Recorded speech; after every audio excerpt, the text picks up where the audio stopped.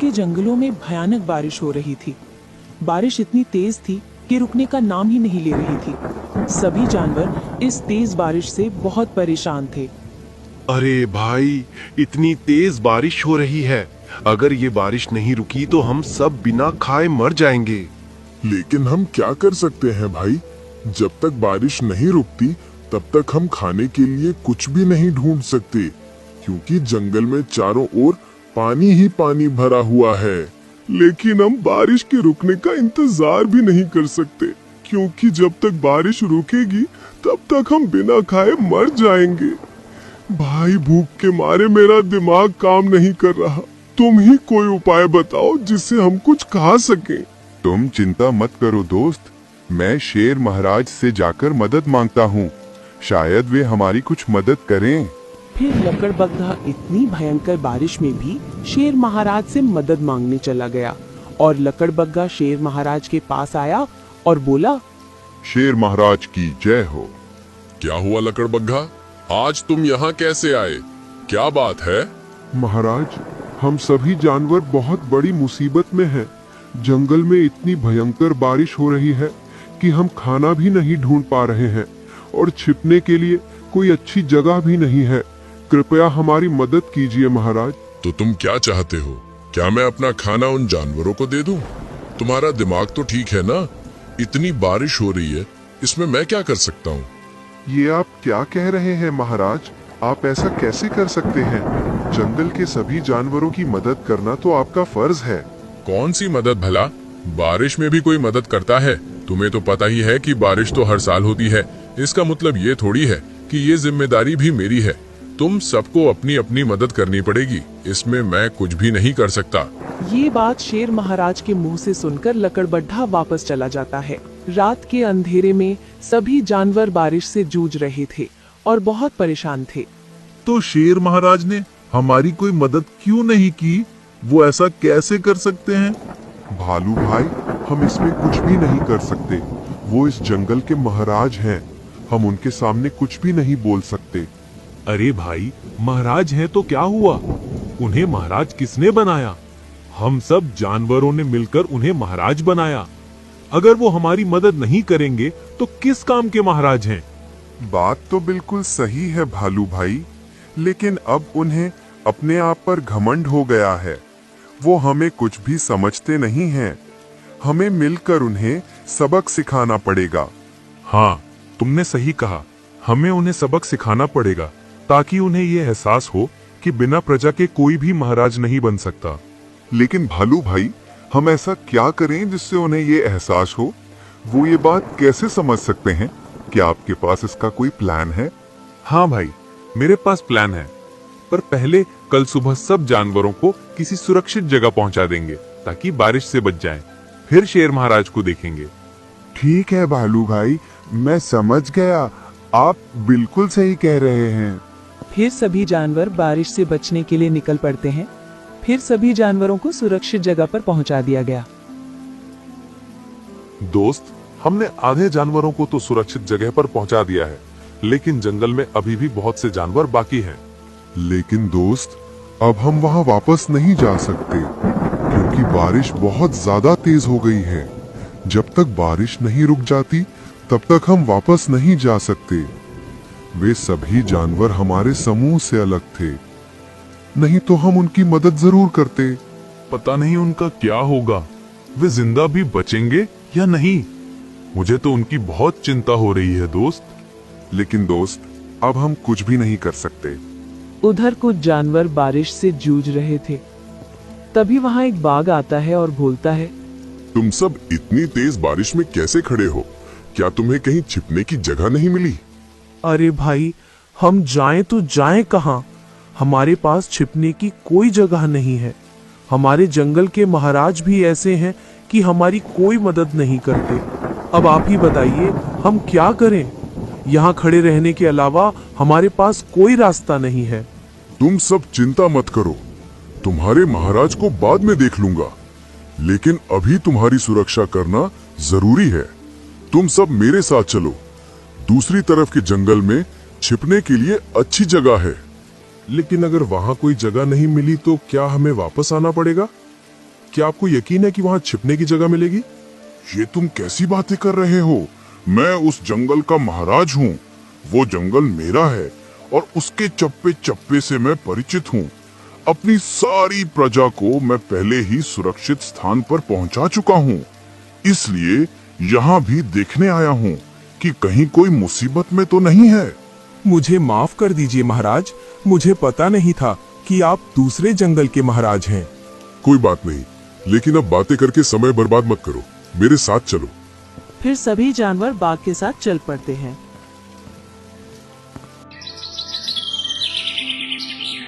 कुछ दिनों बाद बारिश रुक जाती है और सभी जानवर वापस लौट आते हैं। भालू भाई, ये कितनी अच्छी बात है कि जंगल के सभी जानवर सुरक्षित हैं। हम सब बारिश से बच गए। हाँ, तुमने सही कहा, बारिश से तो हम बच गए, लेकिन अब शेर महाराज को सबक सिखाने की बारी है। लेकिन ऐसा क्या किया जाए कि इस प्लेन को इस तरीके से बनाया जा सके जिससे उन्हें सबक सिखाया जा सके? मेरे दिमाग में तो कोई उपाय नहीं सूझ रहा है। मेरे पास एक उपाय है जिससे उन्हें सबक सिखाया जा सकता है। फिर उन्हें ये एहसास हो जाएगा कि बिना प्रजा के कोई महाराज नहीं होता। तो भालू भाई, अब आप क्या करने वाले हैं? तुम मेरे साथ चलो, हम दोनों दूसरे जंगल जाएंगे। हमारी मदद केवल एक ही जानवर कर सकता है, वो दूसरे जंगल का बाघ महाराज है। फिर भालू और लकड़बग्घा दोनों दूसरे जंगल की ओर निकल पड़ते हैं। फिर लकड़बग्घा और भालू बाघ महाराज के पास आए और बोले, बाघ महाराज की जय। हाँ महाराज, हम एक समस्या में हैं, क्या आप हमारी मदद करेंगे? कैसी समस्या में हो तुम? पहले विस्तार से बताओ। महाराज, हमारे जंगल में बारिश बहुत तेज हुई थी। उससे बचने के लिए हमारे पास कोई चारा नहीं था।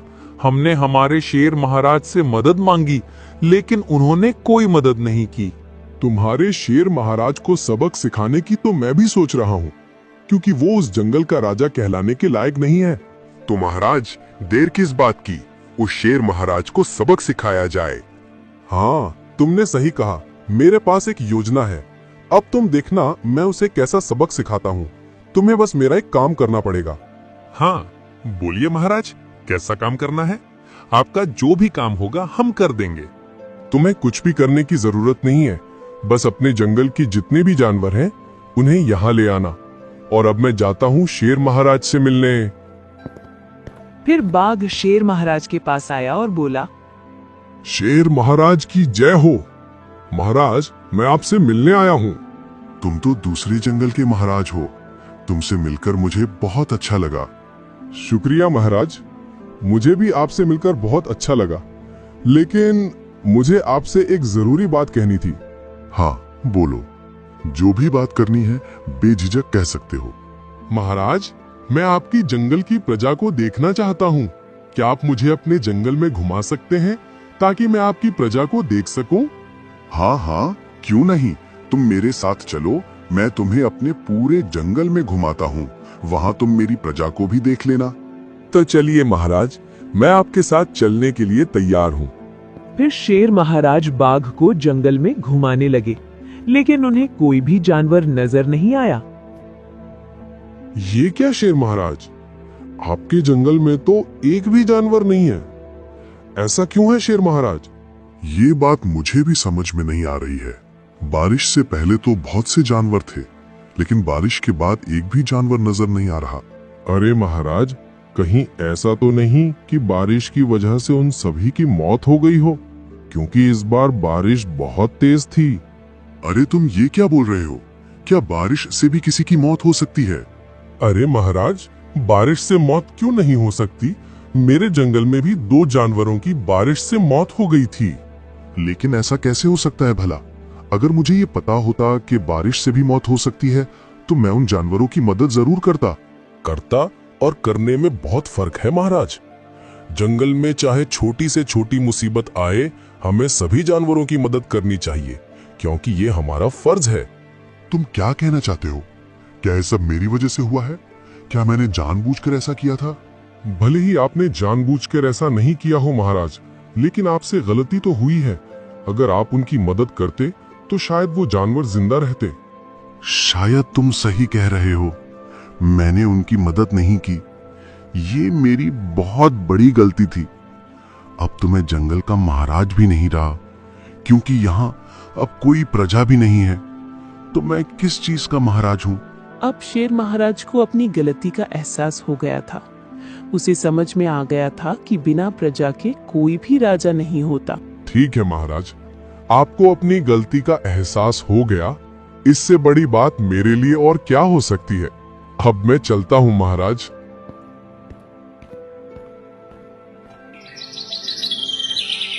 फिर अगली सुबह भालू शेर महाराज के पास आया और बोला, शेर महाराज की जय हो। अरे भालू, तुम जिंदा हो? तुम बारिश से कैसे बच गए? केवल मैं ही नहीं बचा, महाराज जंगल के बाकी सभी जानवर भी जिंदा हैं, क्योंकि वे पहले ही सुरक्षित जगह पर जाकर छुप गए थे। अरे ये तो बहुत अच्छी बात है। मेरे लिए इससे ज्यादा खुशी की बात और क्या हो सकती है? महाराज, आपके लिए तो ये दुख की बात होनी चाहिए, क्योंकि आपने तो कभी हमारा साथ दिया ही नहीं। अब खुश होने का क्या मतलब? अरे तुम ये क्या कह रहे हो?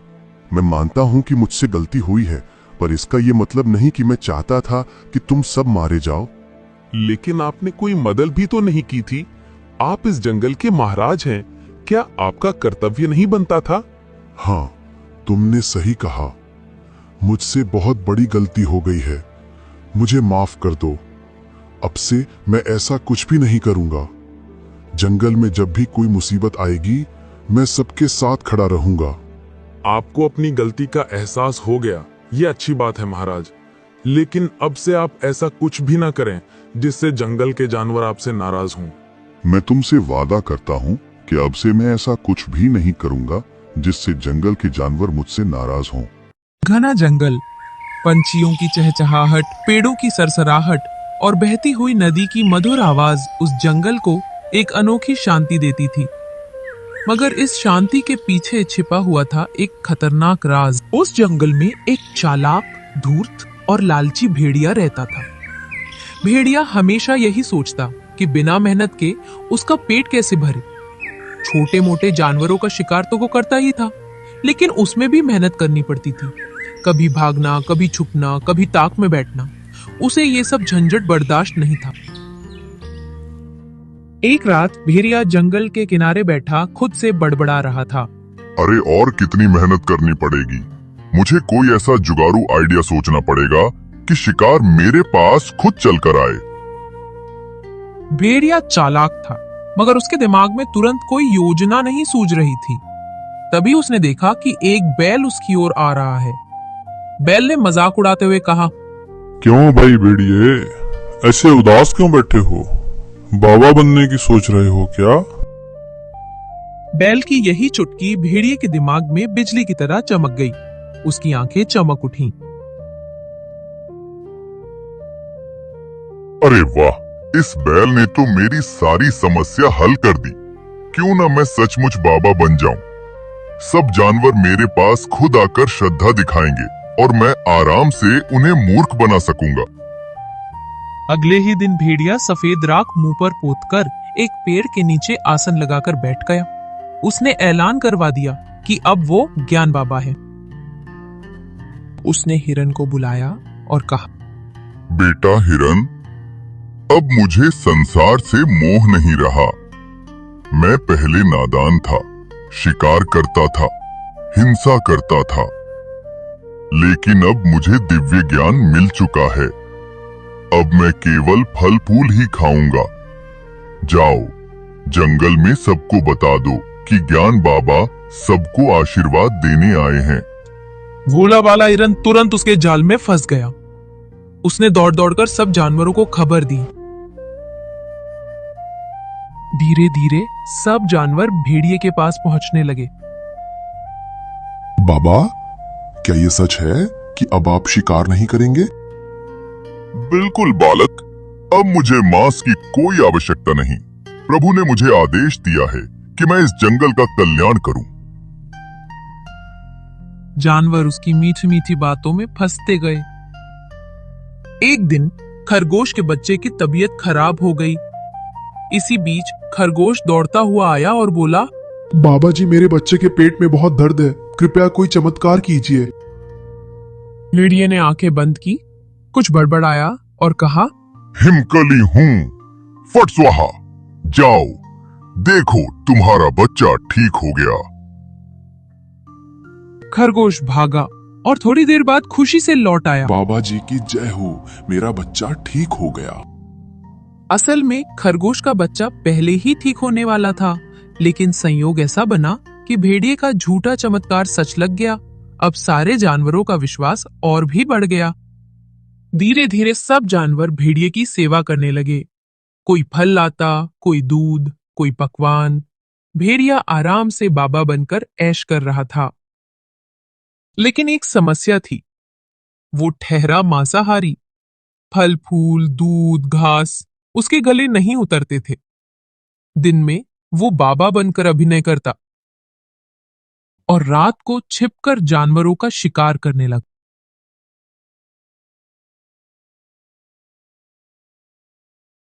जंगल में एक गधा भी रहता था। वो दयालु था लेकिन मूर्ख नहीं। वो सोचने लगा, कैसे संभव है, एक खूनखोर भेड़िया अचानक बाबा बन गया और घास फूस खाने लगा। दाल में जरूर कुछ काला है। गधे ने ठान लिया कि वो इस रहस्य का पता लगाएगा। एक रात गधा पेड़ के पीछे छिपकर बैठा था। तभी उसने देखा भेड़िया खरगोश से कह रहा है, चलो मैं तुम्हें मोक्ष का रास्ता दिखाता हूँ। फिर भेड़िया खरगोश को झाड़ियों में ले गया और उसका शिकार कर लिया। गधे ने ये सब अपनी आंखों से देखा। अब उसे पूरा यकीन हो गया कि ये बाबा नहीं बल्कि धोखेबाज है। अगले दिन एक खरगोशनी आई और रोते हुए बोली, बाबा जी, मेरे पति अभी तक घर नहीं लौटे। कृपा करके अपनी दिव्य शक्तियों से बताइए वे कहाँ हैं। भेड़िया कुछ बोलता उससे पहले गधा आगे आया और बोला, तुम्हारे पति का शिकार इसी ढोंगी बाबा ने किया है। मैंने अपनी आंखों से देखा है। सारे जानवर चौंक गए, मगर उन्हें यकीन नहीं हुआ। चुप रहो गधे, बाबा ने चमत्कार से मेरे बच्चे को ठीक किया है, तुम झूठ बोल रहे हो। गधे ने सोचा, सीधे सादे शब्दों में ये लोग सच नहीं मानेंगे, मुझे चालाकी से काम लेना होगा। उसने तुरंत योजना बनाई और भेड़िए से कहा, बाबा मैं पापी हूँ, मुझे प्रायश्चित का मौका दीजिए। कृपा करके मेरे घर भोजन का प्रसाद स्वीकार कीजिए। भेड़िया राजी हो गया। गधे ने ढेर सारे पकवान बनाए और भेड़िए को बुलाया। उसने शेर सिंह और बाकी जानवरों को भी दावत दी। सबने मजे से खाना खाया, लेकिन भेड़िए के भोजन में गधे ने खूब सारी तीखी मिर्च डाल दी थी। जैसे ही भेड़िए ने खाना खाया, उसकी हालत खराब हो गई। बूझने, अरे ये तो बहुत तीखा है, मैं तो मांसाहारी हूँ, ये कैसे खाऊं? अच्छा, तो तुम मांसाहारी हो, तुम्हारा सच सामने आ ही गया। भेड़िया हड़बड़ा गया और बात पलटने लगा, लेकिन अब देर हो चुकी थी। शेर सिंह ने गधे और हिरण की मदद से भेड़िए पर नजर रखी। अगले ही दिन जब भेड़िया हिरण का शिकार करने पहुंचा, शेर और बाकी जानवरों ने उसे रंगे हाथ पकड़ लिया।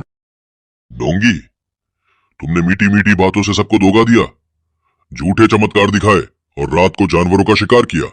अब तुम्हें सजा मिलेगी। भेड़िया गिड़गिड़ाने लगा, महाराज, मुझे माफ कर दीजिए। माफी नहीं, सजा होगी। सैनिकों, इस धोखेबाज को काल कोठरी में डाल दो। भेड़िए को घसीटकर ले जाया गया।